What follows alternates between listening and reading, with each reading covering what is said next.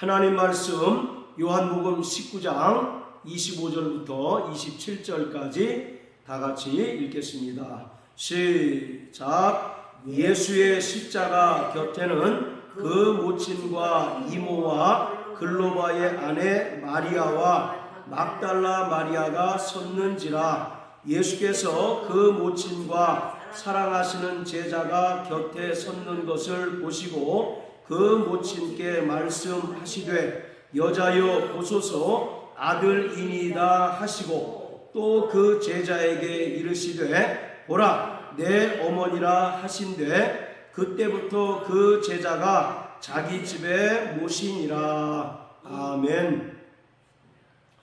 구원받은 성도들은 철저히 교회 중심의 신앙생활을 해야 합니다. 구약의 이스라엘 백성들은 그들의 일상생활과 또 신앙에 항상 성전이 있었습니다. 구약의 이스라엘 백성들은 세상의 중심이 이스라엘이라고 믿고 있습니다. 그리고 이스라엘의 중심이 예루살렘이고 예루살렘의 중심이 하나님의 성전이고 또 하나님의 성전의 중심이 하나님의 보좌가 있는 지성소라고 믿고 있습니다. 이처럼 그들은 철저히 성전 중심의 삶과 또 성전 중심의 신앙을 가지고 있었습니다. 이스라엘에게 있어서 하나님의 성전은 하나님께서 그들과 함께 하시는 가장 중요한 표적이고 또 하나님께서 장차 메시아를 통해서 그들을 어떻게 구원해 주실 것인가를 분명하게 보여주는 중요한 표징입니다. 이처럼 이스라엘 백성들이 성전 중심의 삶과 또 성전 중심의 신앙생활을 했던 것처럼 구원받은 성도들 역시 하나님의 성전인 교회 중심의 신앙생활을 해야 합니다. 예수님께서는 친히 십자가에 달려 죽으시고 그 흘리신 피로 말미암아 인간의 모든 죄를 속량해 주셨고 또 죽은 자 가운데서 3일 만에 부활하심으로써 구원을 완성해 주셨습니다. 따라서 누구든지 예수께서 십자가에 달리셔서 흘리신 그 보혈의 공로를 믿는 자들은 죄사함을 얻고 구원을 받습니다. 그리고 예수님께서는 이와 같이 그 은혜를 믿음으로 말미암아 구원받은 자들을 이 세상에 방임한 것이 아니라 또 고아와 과부처럼 버려둔 것이 아니라 교회를 세우시고 또 교회로 불러 모으셔서 교회를 통하여 철저히 진리로 양육받고 하나님의 백성으로 성장하도록 도와주십니다. 그러기에 구원받은 성도들이 교회를 떠나서는 그 믿음을 온전히 유지할 수 없고 교회 밖에서는 절대로 구원을 얻을 수 없습니다. 그러므로 우리는 주님의 몸된 교회를 사랑하고 또 주님의 몸된 교회와 함께 웃고 또 함께 우는 그러한 신앙생활을 해야 합니다. 만약에 주님을 사랑한다고 고백하지만 정작 주님의 몸된 교회의 일에 등한히 하고 또 교회를 사랑하지 않는 자는 결코 주님을 사랑하지 않는 자입니다. 왜냐하면 교회는 그리스도 예수의 영적인 몸이기 때문입니다. 예수님께서 이 땅에 말씀이 육신이 되어 오셨던 것처럼 그가 부활 승천하셔서 성령으로 말미암아 이 땅에 그리스도의 영적인 몸을 세우셨는데 그것이 바로 교회인 것입니다. 그래서 내가 주님을 사랑합니다 라고 고백하지만 교회 일에 무관심하고 또 교회 일을 등한히 하고 또 교회를 온전히 사랑하지 않는 자는 결국 주님을 사랑하지 않는 것입니다. 마태복음, 마가복음, 누가복음, 요한복음을 사복음서라고 말하는데 그 중에서 마태, 마가, 누가복음을 공관복음서라고 말합니다. 그런데 이 사복음서에서 교회라고 하는 단어는 마태복음에만 3번 등장을 합니다. 그 나머지 마가복음, 누가복음, 요한복음에는 교회라는 단어가 직접적으로 등장하지 않습니다. 특히 요한복음에는 교회가 언급되어 있지 않기 때문에 바로 요한복음을 통해서 주님께서는 교회에 대하여 또 교회가 무엇인가에 대하여 말씀하지 않으셨다라고 일반적으로 이해하기 쉽습니다. 그러나 마태복음처럼 직접적으로 교회라고 하는 단어를 사용하지 아니하셨지만 이 요한복음에도 분명히 교회론이 담겨 있습니다. 그리고 주님께서는 오늘 본문을 통해서 교회의 정체성에 대하여 분명하게 우리에게 계시해 주셨습니다. 요한복음 10장에 보면 예수님께서는 자신을 가리켜 나는 선한 목자다라고 말씀하고 있습니다. 그리고 구원받은 성도들을 양이라고 표현하고 있는데 이처럼 목자와 양의 관계를 통해서 교회를 우리에게 설명해 주셨습니다. 그리고 요한복음 15장에 보면 포도나무와 가지와의 그 관계를 통해서 교회를 설명하고 있습니다. 누구든지 바로 포도나무에 붙어 있지 않으면 밖에 버리고 말라지나니 사람들이 이것을 불 속에 던진다라고 말씀하시면서 바로 교회가 그리스도의 몸이고 또 성도들은 그 몸에 붙어 있는 각각의 지체임을 분명하게 설명해 주셨습니다. 자, 그런가 하면 오늘 우리가 읽은 성경 본문을 통해서는 주님께서 교회의 정체성에 대하여 분명하게 우리에게 계시해 주셨는데 바로 교회란 하나님의 거룩한 가족이라는 것입니다. 자, 따라하세요. 교회는 하나님의 거룩한 가정이다. 예, 바로 교회가 비록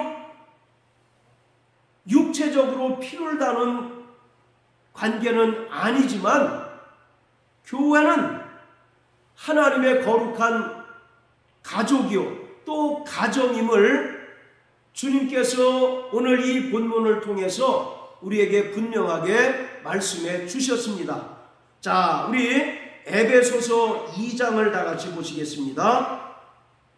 에베소서 2장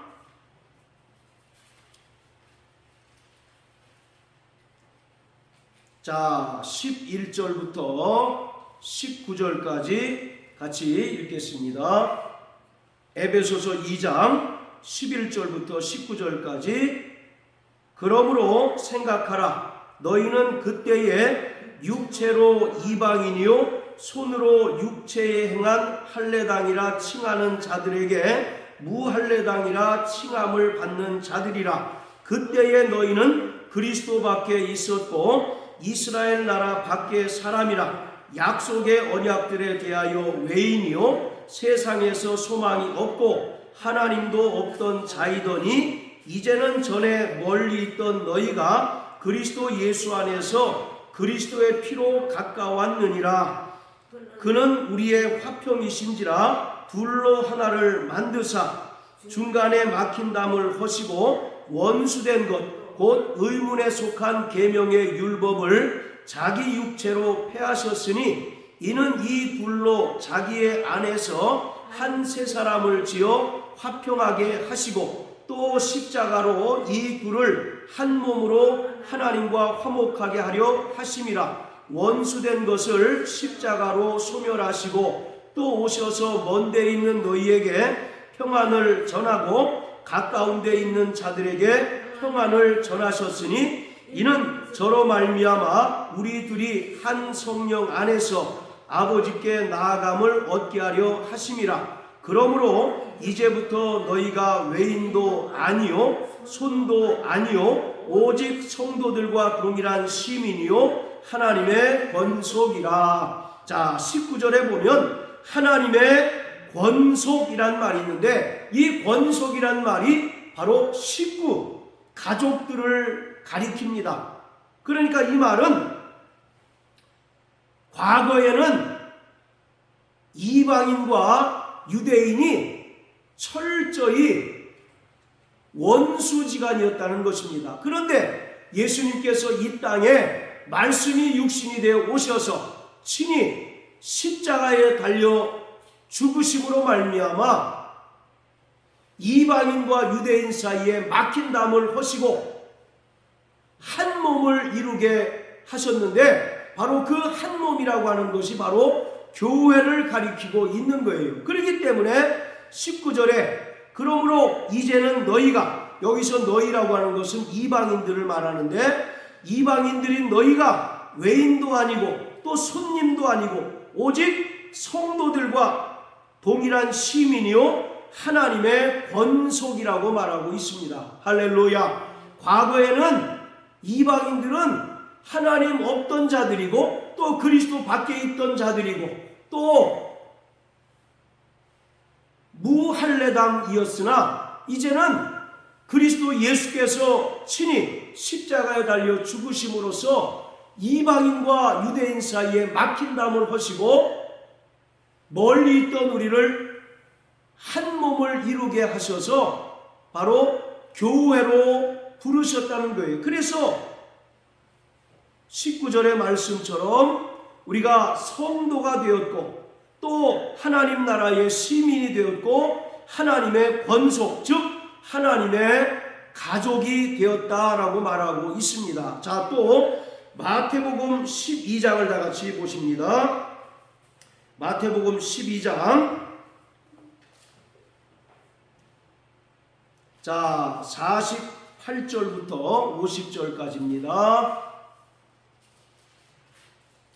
시작. 말하던 사람에게 대답하여 가라사대 누가 내 모친이며 내 동생들이냐 하시고 손을 내밀어 제자들을 가리켜 가라사대 나의 모친과 나의 동생들을 보라. 누구든지 하늘에 계신 내 아버지의 뜻대로 하는 자가 내 형제요 자매요 모친이니라 하시더라. 바로 예수님께서 그 혈육들을 부정하신 것이 아니라 이것은 바로 진정한 가족은 바로 그리스도의 몸된 교회라는 것을 설명하고 있습니다. 우리가 바로 육체적으로 피를 나눈 관계는 아니지만 예수 그리스도의 그 은혜를 믿음으로 말미암아 구원받고 또 교회로 모인 순간 우리는 하나님의 거룩한 권속이 되었고 또 하나님의 거룩한 가정을 이루게 되었다는 것을 말하고 있습니다. 자, 또 요한복음 1장을 다 같이 보십니다. 자, 요한복음 1장 13절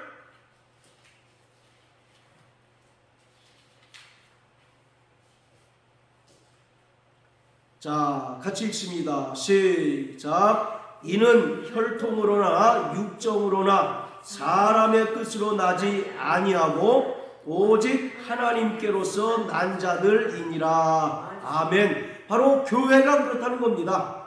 교회는 혈통적으로 그리고 육정으로 또 사람의 뜻으로 난 것이 아니라 오직 하나님께로서 난 자들이 되었다라고 말합니다.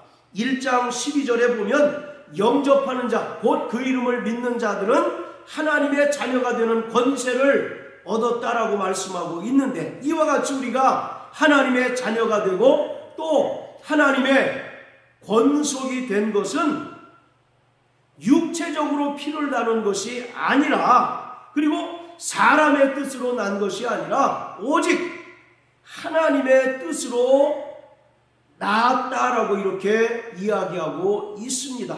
이처럼 교회는 하나님의 거룩한 가정, 하나님의 거룩한 가족입니다. 십자가는 예수님께서 이 땅에 오셔서 행하신 지상 사역의 정점입니다. 예수님은 이 땅에 십자가에 달려 죽으시기 위하여 오셨습니다.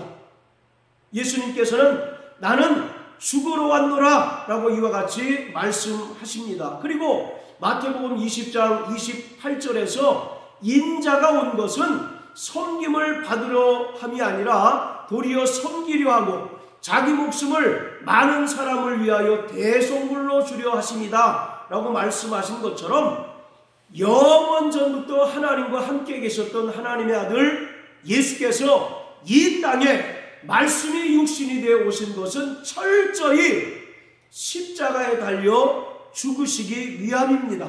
그래서 요한복음 19장 31절에 보면 예수님께서 십자가에 달려 죽으실 때에 마지막으로 다 이루었다라고 선언하시며 운명하셨어요. 이처럼 십자가는 예수님께서 이 땅에서 행하신 지상 사역의 정점입니다. 할렐루야. 자, 그뿐만 아니라 오늘 우리가 읽은 요한복음 19장 25절부터 27절까지의 말씀을 통하여 바로 이 십자가가 하나님의 가족인 교회를 주님께서 새롭게 창조하시는 그러한 역사적인 순간임을 우리에게 분명하게 보여주고 있습니다. 창세기 2장에 보면 하나님께서 인류 최초로 가정을 이루게 하십니다. 그래서 아담과 하와가 바로 가족이 되고 또 가정을 이루는 것을 기록하고 있어요. 이처럼 창세기 2장을 통해서 하나님께서 인류 최초로 가정을 이루게 하신 것처럼 예수 그리스도의 십자가 사건을 통해서 하나님의 가족인 교회가 새롭게 창조되고 또 교회가 출발되는 것을 우리에게 분명하게 보여주고 있습니다. 자, 다시 요한복음 19장으로 돌아가서요. 오늘 본문에서 예수님께서 십자가에 달려 죽으시는 그 와중에도 25절에 보면 25절 26절에 보면 십자가에 달리신 예수님께서 그 모친인 마리아를 사랑하는 제자와 모자 관계로 연결을 시킵니다. 자, 26절 27절 우리 다시 한번 읽어볼까요? 시작. 예수께서 그 모친과 사랑하시는 제자가 곁에 섰는 것을 보시고 그 모친께 말씀하시되 여자여 보소서 아들이니이다 하시고 또 그 제자에게 이르시되 보라 내 어머니라 하신대 그때부터 그 제자가 자기 집에 모시니라. 자, 26절에 보면 예수께서 그 모친과 사랑하시는 제자가 십자가 곁에 섰는 것을 보셨습니다. 여기서 사랑하시는 제자는 바로 사도 요한을 말합니다. 요한복음 21장에도 사랑하시는 그 제자라고 하는 표현을 반복적으로 쓰고 있습니다. 그리고 요한복음 13장에서도 주님께서 유월절 만찬을 하실 때 사랑하시는 그 제자가 예수님의 품에 안긴 것을 기록하고 있어요. 자, 이처럼 사랑하시는 제자는 바로 사도 요한입니다. 그런데 예수님께서 십자가에 달리셨을 때 그 모친인 마리아와 사랑하시는 제자인 사도 요한을 바로 모자 관계로 설명합니다.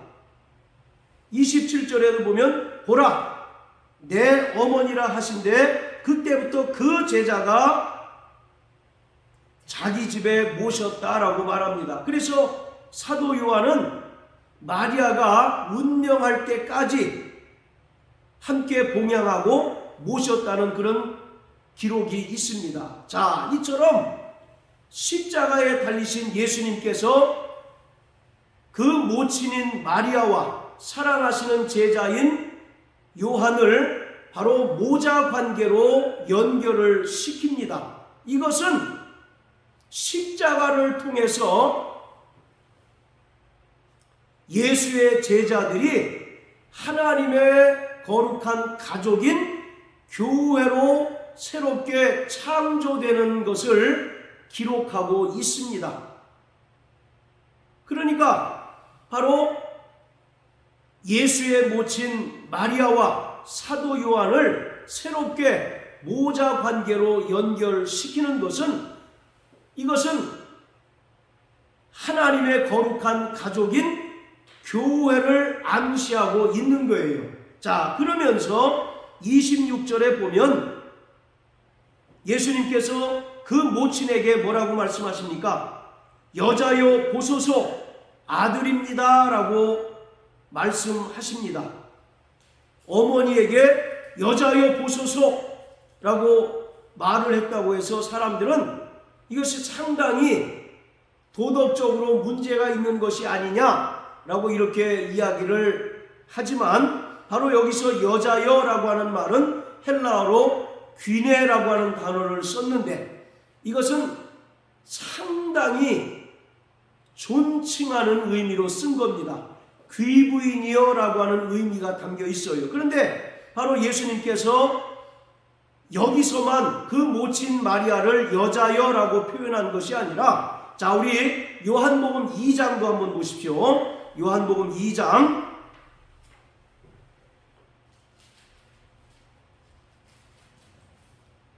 자 4절 같이 한번 읽어볼까요? 시작. 예수께서 가라사대 여자여 나와 무슨 상관이 있나이까 내 때가 아직 이르지 못하였나이다. 자, 여기서도 예수님께서 그 모친 마리아를 뭐라고 부릅니까? 여자여라고 부릅니다. 19장 26절의 여자여라고 하는 표현과 동일한 헬라어 단어가 사용되었어요. 바로 이 헬라어가 귀네라고 하는 헬라어인데 이것을 히브리어로 바꾸면 이슈아라고 하는 단어가 됩니다. 자, 따라해 보세요. 이슈아라고 하는 말은 여자, 여인을 가리킵니다. 이것이 어디에 나오느냐면 자, 우리 사모님 창세기 3장 15절 찾아서 읽어주세요. 창세기 3장 15절. 내가 너로 여자와 원수가 되게 하고 너의 후손도 여자의 후손과 원수가 되게 하리니 여자의 후손은 내 머리를 상하게 할 것이요 너는 그의 발꿈치를 상하게 할 것이니라 하시고. 예, 바로 예수님께서 여자의 후손으로 오실 것을 예언한 내용인데 여기서 여자라고 하는 말이 히브리어로 이슈아입니다. 그것을 헬라어로 바꾸면 예수님께서 그 모친 마리아를 호칭한 바로 귀네라는 단어가 되는 거예요. 그러니까 예수님께서 그 모친 마리아를 여자여라고 부른 것은 바로 이 모친 마리아가 마지막 하와인 것을 우리에게 나타내주고 있는 것입니다. 그리고 그 마지막 하와를 통해서 출생한 바로 예수님께서 마지막 아담이시다라고 하는 사실을 설명하고 있는 거예요. 그러니까 바로 창세기 3장 15절에서 여자의 후손이 뱀의 머리를 상하게 하실 것이다 라고 하는 사실을 바로 이 마리아와 예수님의 그 관계를 통해서 우리는 볼 수가 있는 것입니다. 그러니까 예수님의 모친 마리아는 마지막 하와가 되는 것이고, 모친 마리아를 통해서 출생하신 예수 그리스도는 마지막 아담으로서 마귀를 심판하시고 또 마귀 아래서 죄의 종로로 타는 인간들을 바로 십자가의 죽음과 부활을 통해서 구원하신 사건임을 오늘 우리에게 본문을 통해서 설명해 주고 있습니다. 자, 따라서 오늘 예수님께서 십자가에 달려 운명하시는 순간에 그 모친 마리아와 또 그 사랑하시는 제자인 사도 요한을 이제 새롭게 모자 관계로 연결시키는 것은 구원받은 모든 성도들이 하나님의 거룩한 가족이요, 또 교회가 하나님의 거룩한 가정임을 우리에게 분명하게 나타내주고 있는 것입니다. 자, 요한복음 19장 34절 우리 다 같이 한번 읽어볼까요? 시작. 그중 한 군병이 창으로 옆구리를 찌르니 곧 피와 물이 나오더라. 자, 예수님께서 십자가에 달리셨을 때 로마의 군병이 창으로 옆구리를 찌르니 곧 피와 물이 나왔다라고 말씀합니다. 이것은 창세기 2장 바로 21절 22절에 그 사건을 성취한 것입니다. 창세기 2장 21절 22절 우리 사모님 또 읽어주세요.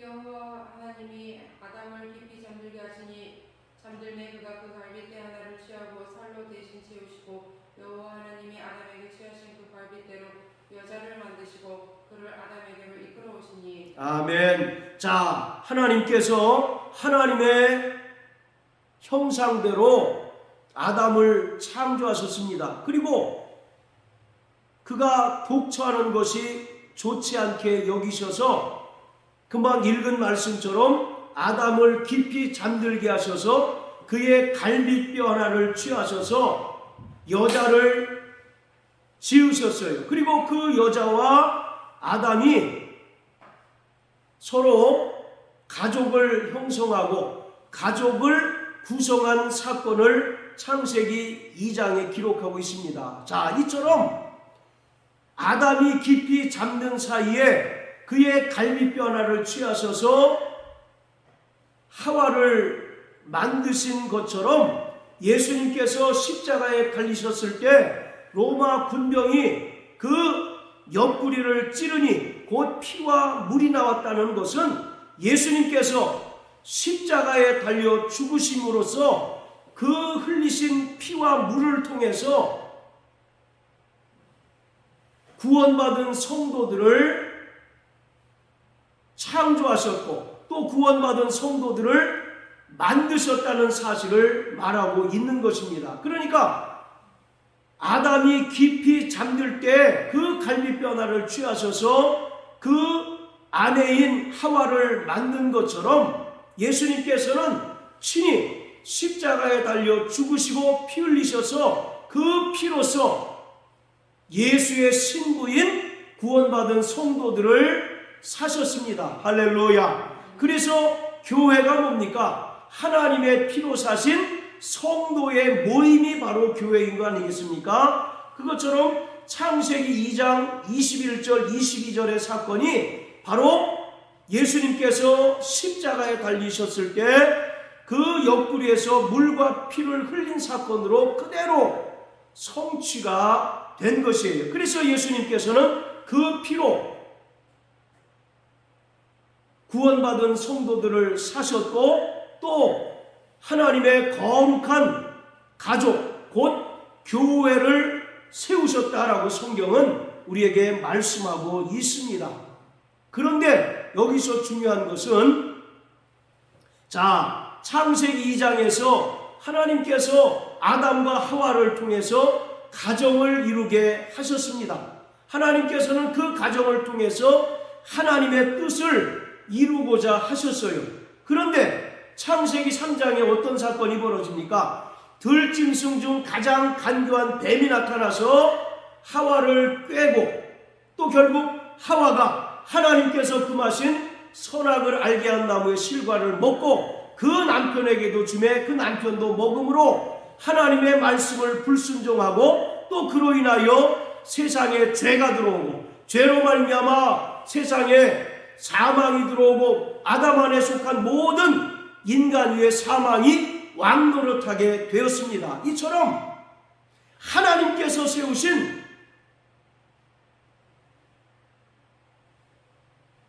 가족을 파괴시킨 존재가 바로 마귀입니다. 할렐루야. 이와 같이 이 땅에 세우신 하나님의 가족인 교회를 파괴하려고 혈안이 된 자가 바로 성경은 마귀라고 분명하게 우리에게 제시해주고 있습니다. 하나님께서 최초로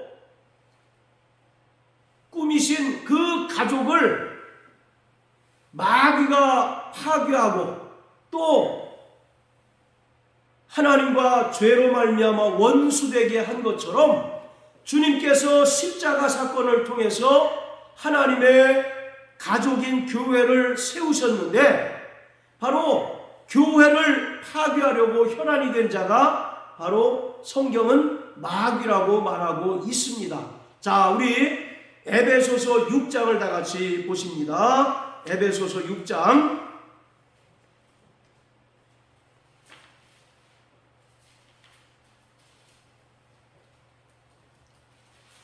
자, 먼저 5장부터 보시면 5장 22절부터 33절까지 보면 남편과 아내의 관계를 설명하고 있습니다.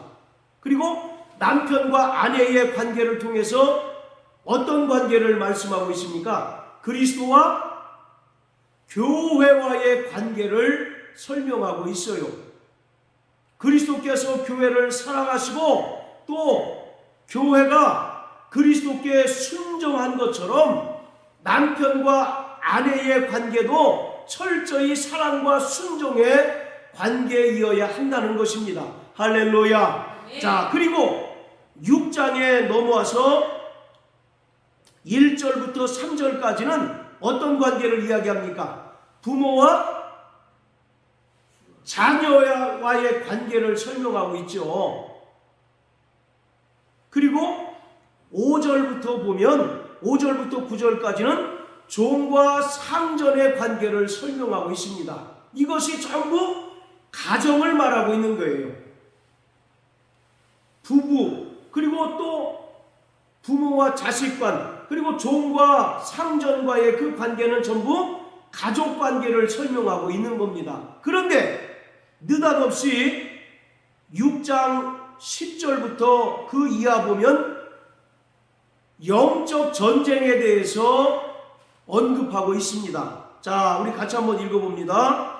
10절부터 12절까지 시작. 정말로 너희가 주 안에서와 그 힘의 능력으로 강건하여 지고 마귀의 괴계를 능히 대적하기 위하여 하나님의 전신갑주를 입으라. 우리의 씨름은 혈과 육에 대한 것이 아니요 정사와 권세와 이 어둠의 세상 주관자들과 하늘에 있는 악의 영들에게 대하니라. 자, 5장 22절부터 33절까지는 남편과 아내의 관계를 설명하고 또 6장에서는 부모와 자식 간의 그리고 종과 상전과의 그 관계를 설명합니다. 즉 가족 간의 그 관계를 설명하고 있는데 10절부터는 느닷없이 바로 마귀와의 영적인 전쟁을 말하고 있습니다. 이것은 어떤 것을 의미하고 있는 것일까요? 마귀의 가장 최고의 공격 목표가 뭐라는 겁니까? 가정이라는 겁니다. 그리고 바로 육신의 가정뿐만 아니라 하나님께서 그 아들 예수 그리스도의 십자가 피로 말미암아 세우신 하나님의 성가족, 즉 교회를 무너뜨리기 위하여 혈안이 된 것이 바로 마귀라는 거예요. 그리고 무너뜨리려고 노력하는 그 마귀의 괴계를 성도들은 철저하게 깨닫고 마귀를 대적하여 영적인 싸움에서 승리해야 한다는 사실을 바울은 설명하고 있습니다. 창세기 3장을 통해서 하나님께서 세우신 그 인류 최초의 가정을 마귀가 파괴하고 깨뜨린 것처럼 말세를 살아가는 우리 모든 성도들이 분명하게 알아야 할 것은 마귀의 최고의 공격 목표는 뭐라고요? 하나님의 가족인 교회입니다. 자, 우리 에베소서 2장 다시 한번 보세요. 에베소서 2장 19절 우리 사모님 한번 읽으세요. 그러므로 이제부터 너희가 외인도 아니요 손도 아니요 오직 성도들과 동일한 시민이요 하나님의 권속이라. 자, 따라하세요. 교회는 하나님의 권속이다. 하나님의 권속이다. 권속이 뭐라고 그랬어요?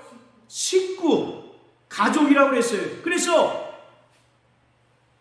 이방인과 유대인이 과거에는 서로 원수였고 서로 막힌 담이 있어서 서로 교류할 수 없었지만 예수님께서 이 땅에 말씀이 육신이 되어 오셔서 친히 십자가에 달려 죽으심으로써 이방인과 유대인 사이에 그 막힌 담을 허시고 둘이 한 몸을 이루게 하시고 또 교회를 이루게 하셨다고 말씀하고 있어요. 그것이 바로 하나님의 권속인 교회를 말하고 있어요. 그래서 교회는 하나님의 가족입니다. 할렐루야.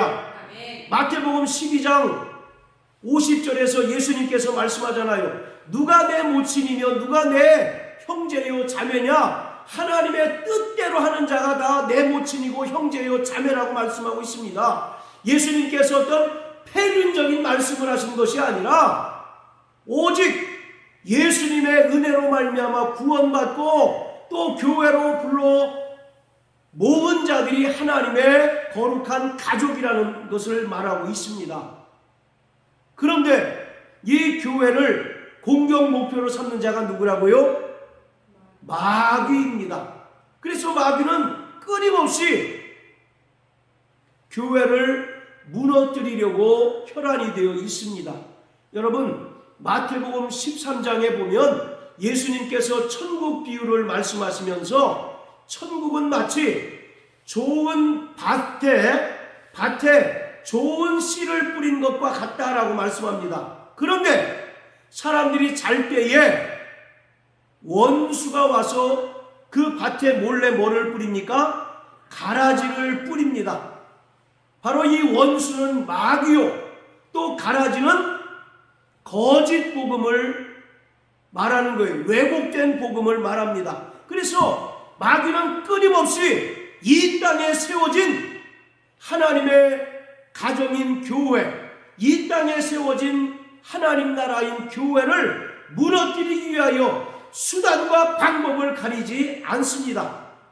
그래서 몰래 들어와서 거짓 복음, 왜곡된 복음을 퍼뜨림으로써 교회를 무너뜨리려 하고 있습니다.